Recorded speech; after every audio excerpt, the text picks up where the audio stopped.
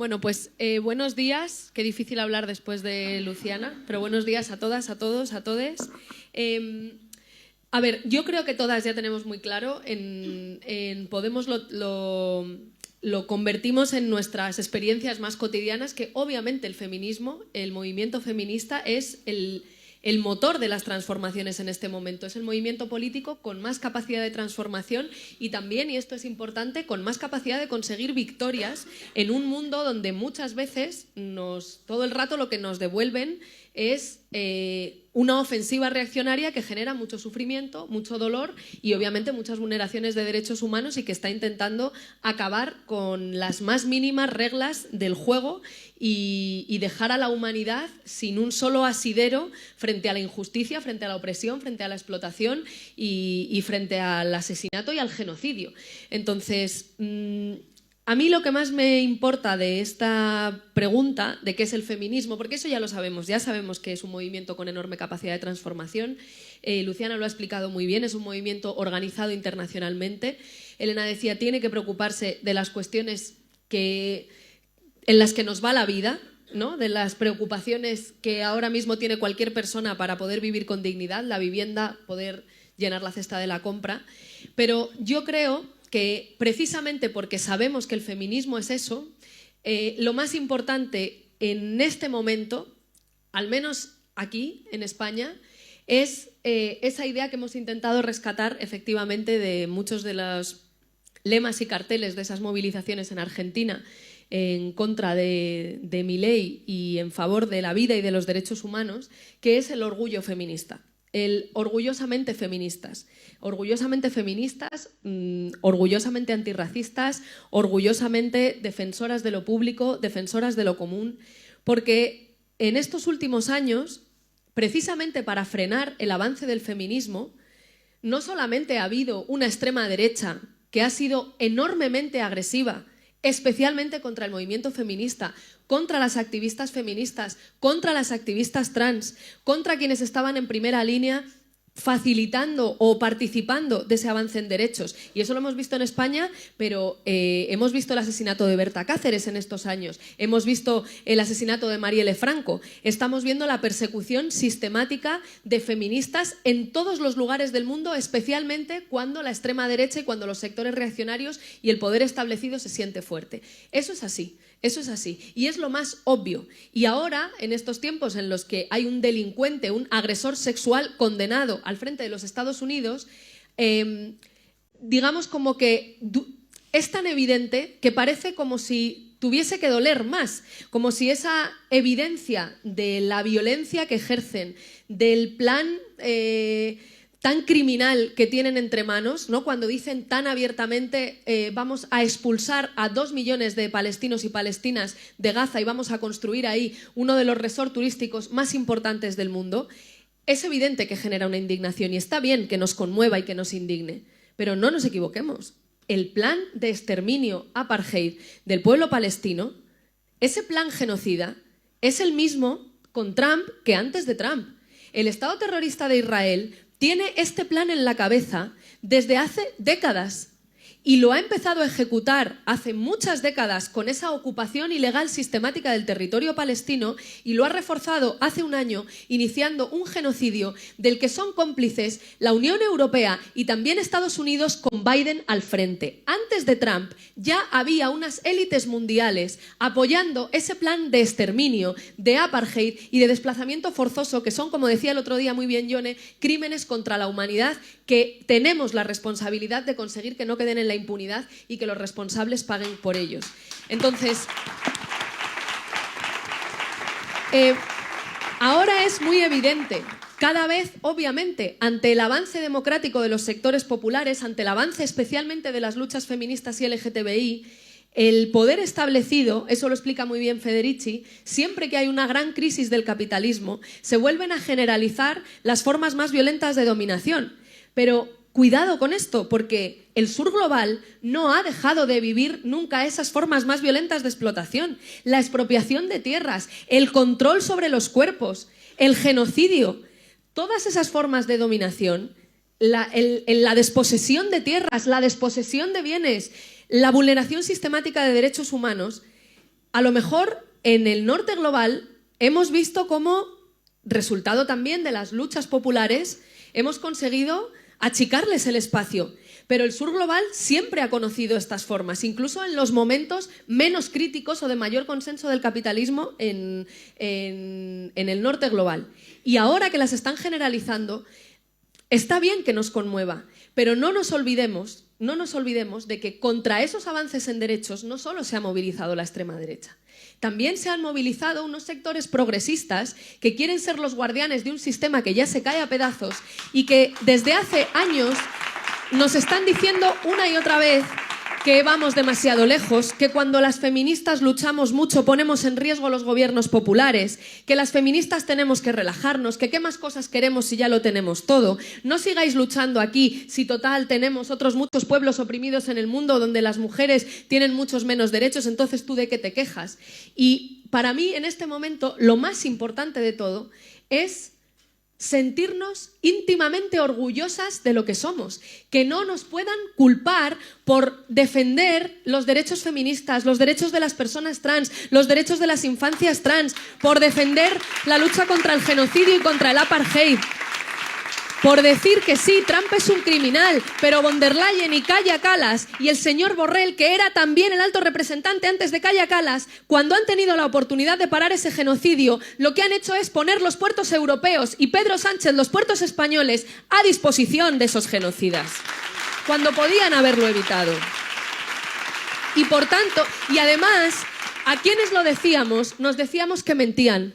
Cuando el movimiento de solidaridad con Palestina decía España está siendo cómplice del genocidio porque por los puertos españoles pasan las armas por las que Israel asesina, Óscar Puente, que muchos jajas con sus tweets, lo que decía era que el movimiento mentía y que quienes decíamos que el movimiento tenía razón éramos unas mentirosas. Y el presidente del gobierno nos ha dicho que el feminismo incomoda a sus amigos de 40 y 50 años. Y por eso para mí lo más importante ahora es que la gente y que nosotras nos sintamos muy orgullosas de lo que somos, de defender la sanidad pública, la educación pública, de defender los derechos feministas, de, como decía antes Luciana, que nosotras no vamos a dejar sola a la gente, que nosotras la vamos a buscar, estar orgullosas de nuestra mejor tradición democrática, de quien va a las manifestaciones, de quien milita, de quien mantiene la esperanza cuando todo el mundo dice que es imposible. Porque si no tenemos ese orgullo, si vamos por la vida pensando que es mejor que no entremos en este tema, en esta conversación, que bueno, esto lo vamos a dejar pasar, si empezamos a mirar para otro lado, porque tiene un riesgo y se paga un coste por estar del lado del avance en derechos, entonces es cuando vamos a perder. Antes siquiera de haber dado la batalla. Es cuando le vamos a entregar la victoria a esos reaccionarios que le están destruyendo la vida a millones de personas en todo el mundo. Así que lo más importante que me parece destacar de lo que es el feminismo no es solo su capacidad transformadora y de conseguir victorias, sino que es un movimiento que incluso en los momentos más difíciles está orgulloso de lo que es y defiende orgullosamente lo que es y trata de convencer a otras personas para que se incorporen a esa lucha por la vida. Así que orgullosamente feministas es lo más importante que me parece que salgamos hoy. Orgullosamente feministas, orgullosamente antirracistas, orgullosamente defensoras de la paz y de los derechos humanos y de la vida. Yo también creo que nos atacan y que sitúan al feminismo y a las mujeres y a las personas LGTBI en el centro de sus ataques, primero por nuestras victorias, porque las victorias feministas en el mundo son el ejemplo de que otro mundo es posible. No significan solo eso concreto que se consigue, ¿no? Cuando en medio de la pandemia las compañeras argentinas conquistan por ley el derecho al aborto que tantos años llevaban peleando, no es que se haya conquistado en todo el mundo, no es que ya se haya acabado para siempre la lucha por decidir sobre nuestros propios cuerpos, pero esa victoria, además de significar que muchas compañeras argentinas van a poder tener un derecho garantizado que hasta ahora no tenían y por tanto que hayan conseguido una victoria nos conmueve, nos emociona, nos hace vibrar, pero también significa que otras cosas también las podemos conseguir si luchamos. Porque si algo que parecía durante mucho tiempo imposible, las pibas argentinas lo consiguen, significa que nosotras, en nuestro territorio, también podemos conseguir otras cosas y que igual que las pibas argentinas han conquistado el derecho al aborto, pueden conquistar también otros derechos. Entonces, efectivamente nos atacan por nuestras victorias, nos atacan también porque las feministas estamos defendiendo un un mundo que es incompatible con su sistema de privilegios. Es que esa acumulación insoportable, tan cruel de la riqueza que defienden Trump y la banda de superricos que le ha permitido comprarse las elecciones, porque ya sabemos que en los sistemas democráticos como Estados Unidos y también en los europeos se pueden comprar elecciones a través del poder mediático, a través de la guerra sucia. Claro que se puede condicionar el voto de la gente, aunque estemos en democracias liberales. Claro que se puede. Y lo hemos visto también en este país, y lo hemos visto en Europa, y lo estamos viendo. ¿Por qué, si no, utilizan las estrategias de guerra sucia? ¿Por qué sacan casos falsos de guerra judicial y mediática justo en los procesos electorales, justo cuando la gente tiene que votar, justo cuando es posible construir un gobierno de coalición en España? Ese sistema de privilegios es incompatible con la sociedad feminista. También porque yo creo que nadie mejor que esos superricos para comprender que todo el sistema sobre el que asientan sus privilegios es un sistema que se sostiene sobre el cuerpo de las mujeres y no sobre cualquier mujer, especialmente sobre las más precarizadas, sobre las racializadas, que no hay sistema capitalista que pueda sostenerse y economía europea o estadounidense que pueda sostenerse, ¿cuánto tiempo? Semanas, si no hay mujeres haciendo las tareas de cuidados, reproduciendo la vida, asegurándose de que los baños están limpios, de que la comida está hecha, de que a las personas dependientes están cuidadas, también dando soporte. Las mujeres se encargan de las redes, mayoritariamente, de las redes afectivas, de la vida, de cuidar la vida, para que el trabajo sea posible y para que esa acumulación de riqueza de los superricos sea posible, es necesario que haya quien sostiene y quien reproduce la vida. Entonces, ellos son muy conscientes de eso, pero además creo que hay un elemento que con Luciana no sé si lo he hablado alguna vez, pero con las compañeras argentinas, con otras compañeras argentinas sí, que es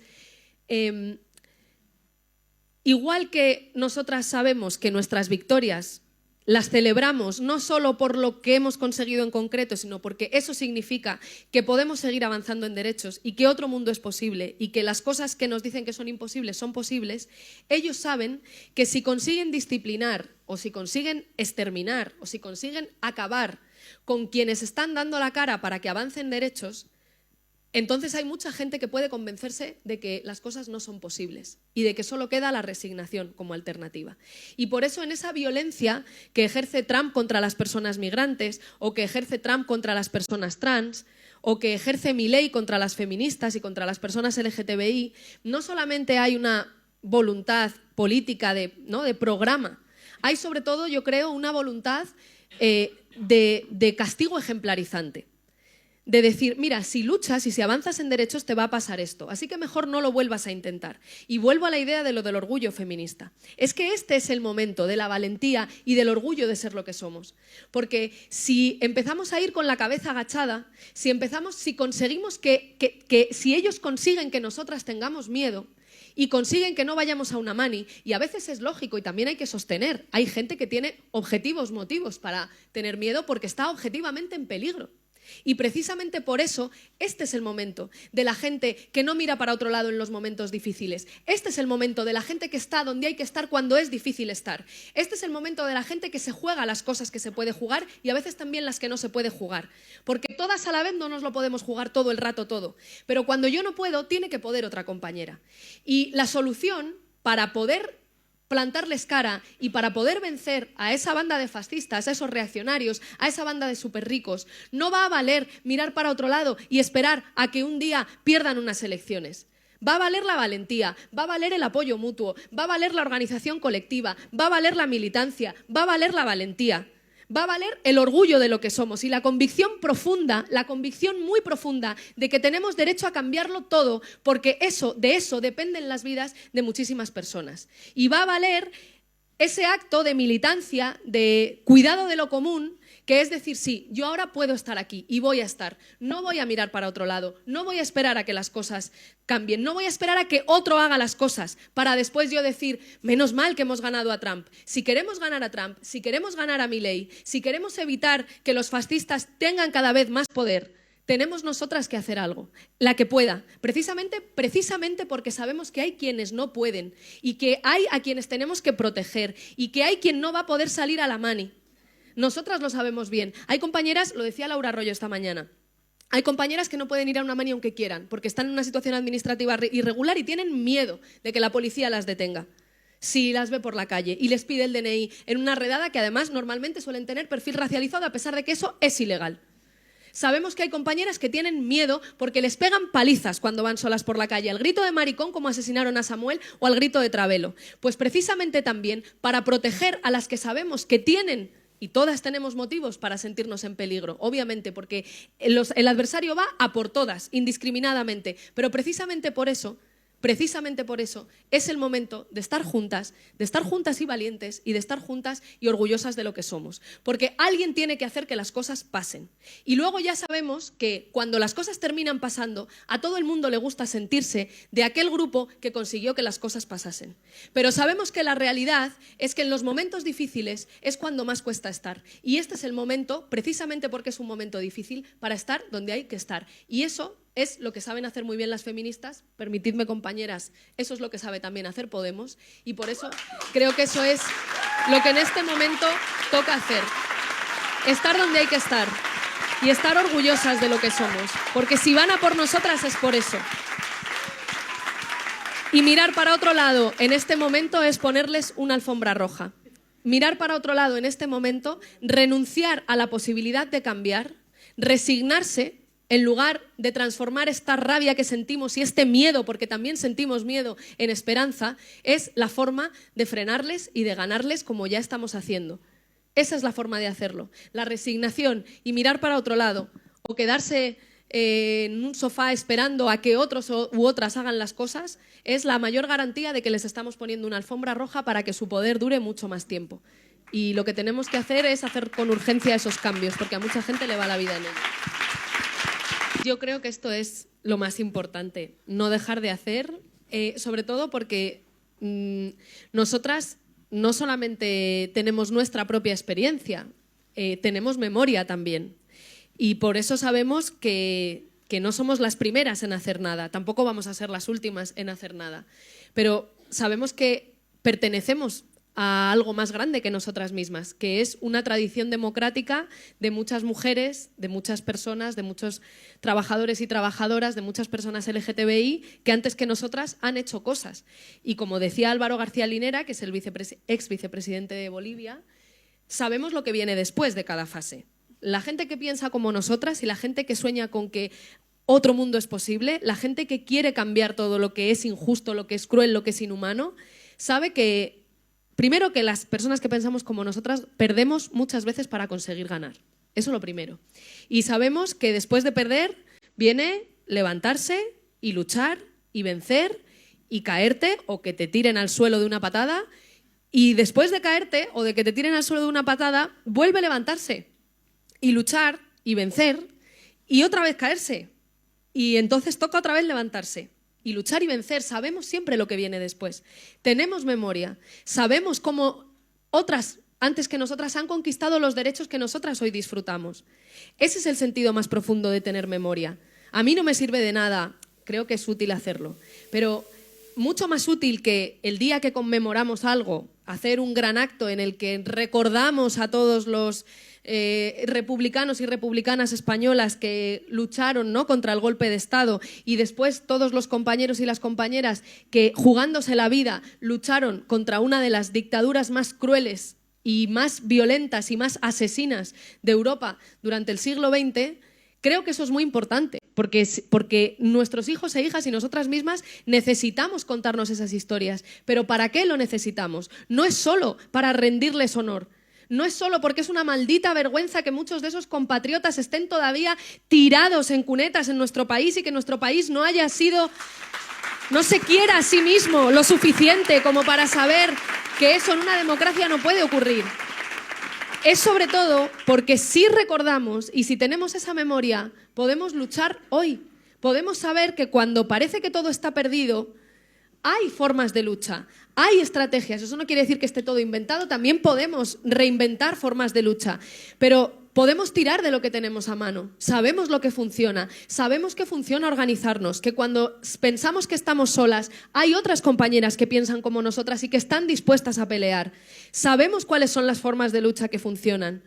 Por eso para mí es tan preocupante que en este país haya 12 años que no se hace una huelga general, porque hay niños y niñas que están entrando en su adolescencia, que no saben lo que es parar el país un día para defender derechos laborales. Y por eso también me llena de esperanza que sí haya muchos niños y niñas y niñes que sí vean que cada 8 de marzo se llenan las calles de feministas, porque eso les hace pensar, les hace saber que movilizarse funciona, que organizarse funciona.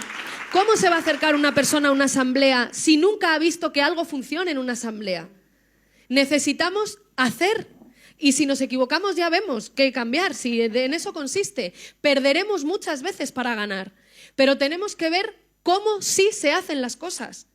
Y por eso también recuerdo esas palabras de Angela Davis, de donde hemos cogido, como decía Marilyn al principio, la segunda parte de este lema, que es la esperanza infinita, porque a Angela Davis le preguntaban qué pensaba de la toma de posesión de Trump como presidente de los Estados Unidos. Entonces ella decía algo así como que decía, muchas cosas están pasando en el mundo, además de que este fascista y delincuente, a lo mejor lo de delincuente lo estoy diciendo yo, pero lo es igual. Decía, no, pero eso sí es lo que decía, Decía, están pasando muchas cosas en el mundo, además de que este fascista esté ahora tomando, ¿no?, posesión de la presidencia de los Estados Unidos por segunda vez. Están pasando otras muchas cosas. Y eso es lo bueno y lo malo, porque eso no minimiza ni quita el dolor, el peligro, el riesgo, el sufrimiento, la vulneración de derechos en los sitios en los que estamos perdiendo y en los momentos en los que estamos perdiendo. Pero no es todo perder. Perdemos y estamos también ganando en muchos sitios. Y por eso ya decía, y la gente que lucha por la justicia, por la igualdad, sabemos muy bien que cada avance en derechos es respondido siempre con una ola reaccionaria.